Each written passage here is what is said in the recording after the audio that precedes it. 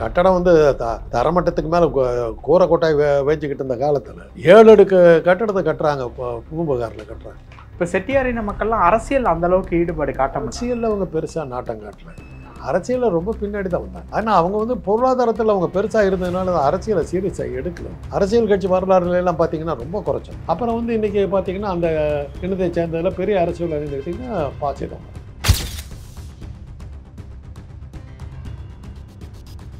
பொருளாதார ரீதியாக மேலே வந்தான்னு சொல்கிறீங்கல்ல, என்ன மாதிரியான வியாபாரங்கள்? வட்டிக்கு கடன் கொடுக்குறது. வட்டி கடன் அதான் சொல்லுவாங்க. அதெல்லாம் தான் அவங்களுக்கு பாவம் பண்ணுவாங்க என்னங்கிற மாதிரி ஒரு தகவல் உண்டு. அதில் என்னென்னா அவங்க ஜாதியில் நிறைய பேர்த்துக்கு குழந்தை இல்லாத பிரச்சனை இருக்குது. அதுக்கு அவங்க என்ன சொல்லுவாங்கன்னா, அவங்க வட்டி கடன் கொடுத்து ஈவிரக்கம் இல்லாமல் நடந்துக்கிட்டதுனால தான் அவங்களுக்கு கிடைச்ச சாபத்தினால தான் அவங்களுக்கு நிறைய பேர்த்துக்கு குழந்தை இல்லாமல் இருக்குது. கடன் வாங்குறதுன்னா அவங்கக்கிட்ட வாங்காதீங்க, திருப்பி வாங்கும்போது ரொம்ப ரூத்லெஸ்ஸாக இருப்பாங்க.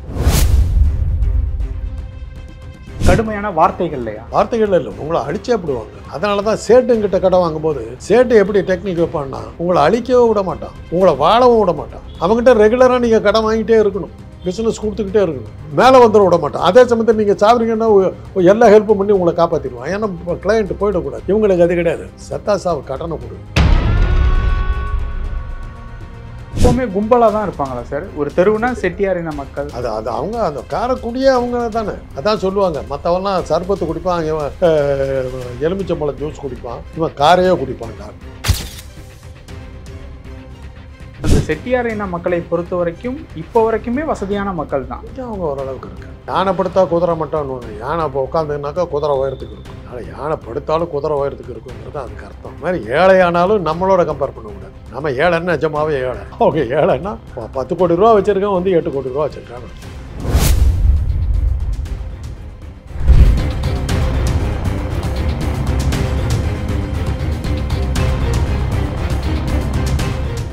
ரியல் ஒன் நேயர்களுக்கு வணக்கம். இன்று நம்மளுடைய நேர்காணலுக்கு மருத்துவர் திரு காந்தராஜ் அவர்கள் அணிஞ்சிருக்காங்க. சார் வணக்கம். சார், இப்போது தமிழகத்தை பொறுத்த வரைக்கும் சுதந்திரத்திற்கு பிறகு இந்த இன மக்கள், அதாவது இந்த சமுதாய மக்கள் ரொம்ப ஒரு செழிப்பான மக்கள் அப்படின்னா செட்டியார் மக்களை வந்து சொல்கிறாங்க. அது ஆரம்ப காலகட்டத்திலேருந்து அப்படி தானா? சிலப்பதிகாரத்திலே இருக்குதுங்க.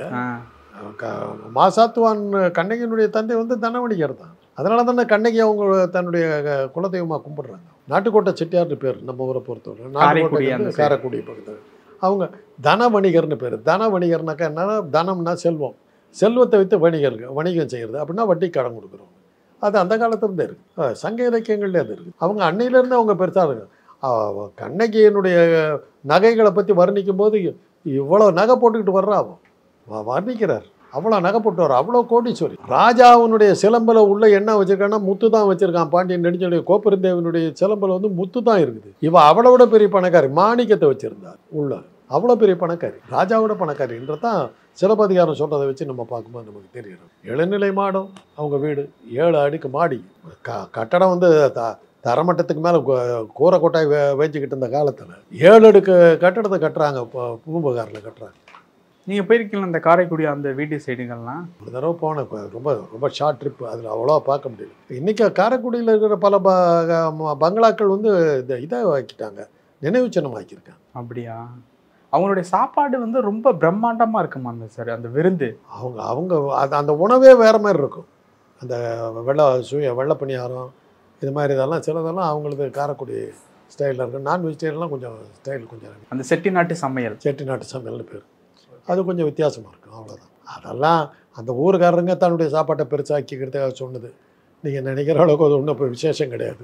அவங்க விளம்பரப்படுத்திக்கிட்டாங்க. அது சுபாஷ் சந்திரபோஸை நேதாஜி சுபாஷ் சந்திரபோஸை மாற்றினது செட்டியார் இன மக்களா? செட்டியார் இன மக்கள்னு மாத்திரம் சொல்ல முடியாது. செட்டியார் இன மக்கள் அவருக்கு பின்னாடி நின்னாங்க.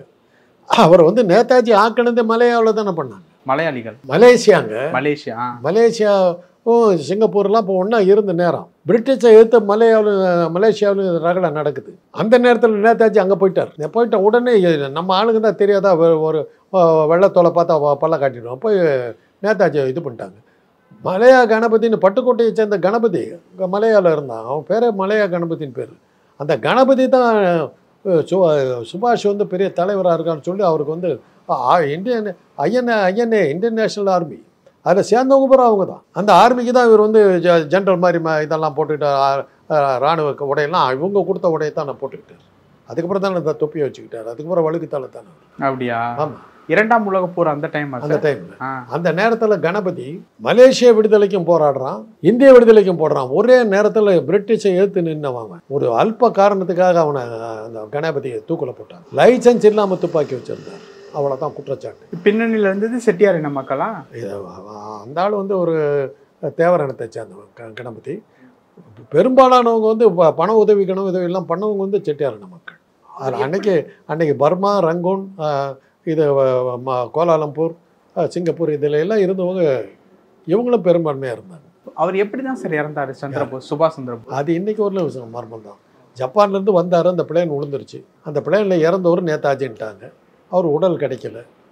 அதனால தான் இந்திய அரசாங்கத்தின் சார்பில் நேதாஜி மறைவுக்கு அஞ்சலின்னு அவங்க நடத்தவே இல்லை. அவரோட மரணத்தின் போது நீங்கள் இருந்தீங்களா எப்படி சார்? நான்லாம் பிறக்கிறதுக்கு முன்னாடி நான் குழந்தையா இருந்திருப்பேன், எப்போன்னு தெரியாது எனக்கு. அப்போ ஆனால் நேதாஜி மேலே வந்து பைத்தியக்காரத்தனமாக இருந்த மக்கள்லாம் பார்த்தீங்கன்னா தமிழ்நாடு தான். இங்கே தாங்க சுபாஷ் சந்திரபோஸ் சாலை எல்லாம் இருக்குது. கல்கத்தாவில் போய் பாருங்கள், ஒரு பேரே காணும். அது அவங்க ஒரு தடவை ஒய்எம்சியில் ஒரு கூட்டம் வச்சாங்க, பெங்காலி இவங்கெல்லாம். நாங்கள் வந்து உங்களுக்கு கொடுத்த மரியாதை நீங்கள் எங்களுக்கு கொடுத்துருக்கீங்களா? ஒரு பாரதியாரை வந்து நீ ஏற்றி பேசுனியா? நீ இங்கே தெருவுக்கு தெரு சுபாஷ் சந்திரபோஸ் சிலை என்ன? அதை சுபாஷ் சந்திரபோஸ் திரும்பி வந்தபோது அது விவேகானந்தர் இவங்களுக்கெல்லாம் யாருங்க? ராமநாதபுரம் ராஜா இல்லைன்னா விவேகானந்தர்லாம் ஏதுங்க? ராமநாதபுரம் ராஜா தான் அவர் வந்து விவேகானந்தருக்கு மணிமண்டபம் கட்டினது, ஐஸ் ஹவுஸ் இருக்குது, அது அவர் கட்டினது தானே. இப்போ செட்டியாரின மக்கள்லாம் அரசியல் அந்த அளவுக்கு ஈடுபாடு காட்ட மாட்டாங்க. அரசியலில் அவங்க பெருசாக நாட்டம் காட்டல. அரசியலில் ரொம்ப பின்னாடி தான் வந்தாங்க. அப்படியா? ஆனால் அவங்க வந்து பொருளாதாரத்தில் அவங்க பெருசாக இருந்ததுனால அரசியலை சீரியஸாக எடுக்கல. அரசியல் கட்சி வரலாறுலாம் பார்த்தீங்கன்னா ரொம்ப குறைச்சல். எனக்கு தெரிஞ்சு எஸ்பி முத்துராமன் டைரக்டர் இருக்கார், அவங்க அப்பா சுப்பையான் பேர். அவர் வந்து நாட்டுக்கோட்டை, சுப்பை வீரபாண்டியன் நாட்டுக்கோட்டை. அவங்க தான் திராவிட இயக்கத்தில் கொஞ்சம் பெருசாக வந்து கலைஞரோட கள்ளக்குடி போராட்டத்தில் தலை வச்சு படுத்தவர் ட்ரெயினுக்கு. எஸ்பி முத்துராமனுடைய அப்பா சுப்ப வீரபாண்டியனுடைய தந்தை. அப்போ சுப்ப வீரபாண்டியன் வந்து பிறக்கிறார் குழந்தையா, இவர் ஜெயிலில் இருக்கார். குழந்தைய கொண்டு போய் ஜெயிலில் காட்டுறாரு. அதே சம்பவத்தில் ஜெயலலிதா பீரியடில் வந்து சுப வீரபாண்டியன் கைது செய்யப்பட்டு ஜெயிலில் இருக்கார். அவருக்கு குழந்தை பிறக்கிறாங்க. எஸ்பி முத்துராமன் அந்த குழந்தைய கொண்டு போய் எப்படி நம்ம அப்பா கிட்ட குழந்தையா காட்டணும், ஜெயிலில் காட்டணும், அதே மாதிரி உன் குழந்தைய ஜெயிலில் வந்து உனக்கு காட்டுறேன் அப்படின்னு அது வரும். அது அந்த அந்த மாதிரி ஒரு சில பேர்கள் தான் இருந்தாங்க. அப்புறம் வந்து இன்றைக்கி பார்த்திங்கன்னா அந்த இனத்தை சேர்ந்ததில் பெரிய அரசியல்வாதின்னு எடுத்திங்கன்னா ப. சிதம்பரம். அவங்க பொருளாதார ரீதியாக மேலே வந்தான்னு சொல்கிறீங்கல்ல, என்ன மாதிரியான வியாபாரங்கள்? வட்டிக்கு கடன் கொடுக்குறது. வட்டி கடன் கொடுக்குறது. அதுதான் சொல்லுவாங்க. அதெல்லாம் தான் அவங்களுக்கு பாவம் பண்ணவங்க என்னங்கிற மாதிரி ஒரு தகவல் உண்டு.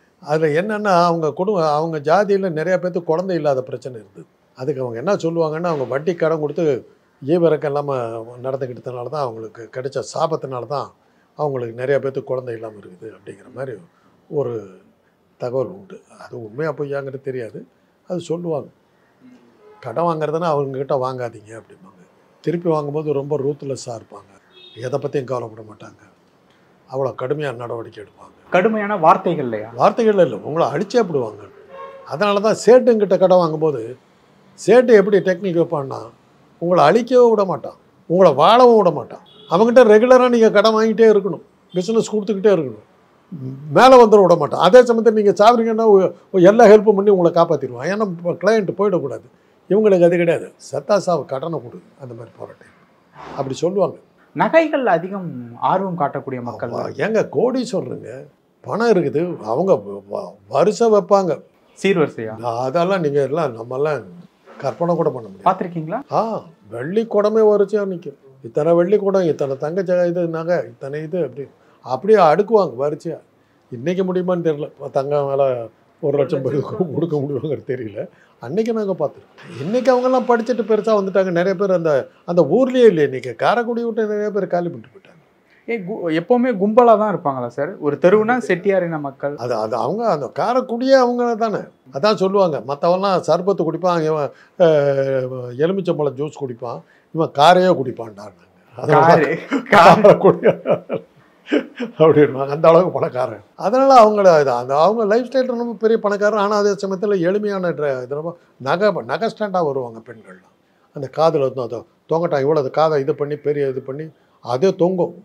அந்த இது மாத்திரமே இப்போ 5 பவுன் 6 பவுனில் அந்த தொங்கட்டாம் போட்டிருப்பாங்க. அந்த அளவுக்கு அவங்க பணக்காரன்.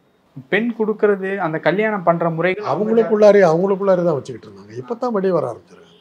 உதாரணத்துக்கு எடுத்திங்கன்னா சிதம்பரம், அவருடைய மனைவி வந்து வெள்ளாள கவுண்டர், சுதந்திரக்காயில் தான், லவ் மேரேஜ். அவங்களும் வக்கீலாக இருந்தாங்க, இவர் வக்கீல். ஆனா முழுமையா மாறல. இல்லை, அதெல்லாம் எந்த ஜாதியிலையும் முழுமையாக மாறுறாங்க.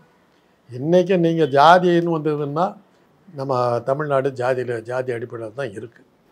முன்னாடி நம்ம போட்டுக்கலையே ஒழிய ஜாதி இருந்துகிட்டு தான் இருக்கு. ஓகே, ஆந்திராவிலலாம் அது ஓப்பனாகவே அவங்க பேர் குழந்தை பிறக்கும் ஜெகன்மோகன் ரெட்டிம்பா. Jaganmohan Reddy is a Christian. அந்த ரெட்டி டைட்டில் விடலையே. நாயுடு அதெல்லாம் அவங்க நாயுடு ரெட்டி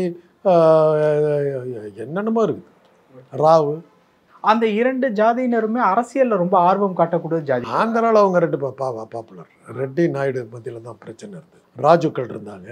ராஜுக்கள்லாம் பெரிய பணக்காரருங்க, கோதாவரிக்காரர் அவங்க. அதனால் அவங்க வந்து இதில் அரசியலில் வரல. இப்போ தான் ராஜுக்கள்லாம் வர ஆரம்பித்தாங்க.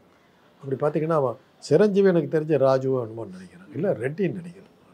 அது மாதிரி ராஜுக்கள்லாம், கிருஷ்ணம் ராஜு, இது மாதிரி ஆட்கள்லாம் ராஜுக்கள்லாம் வந்தாங்க. அவங்கெல்லாம் கொஞ்சம் அரசியலுக்கு வந்தாங்க.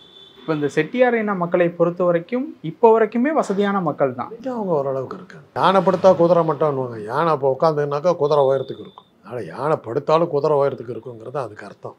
அது மாதிரி ஏழையானாலும் நம்மளோட கம்பேர் பண்ணக்கூடாது. நம்ம ஏழைன்னு நிஜமாவே ஏழை.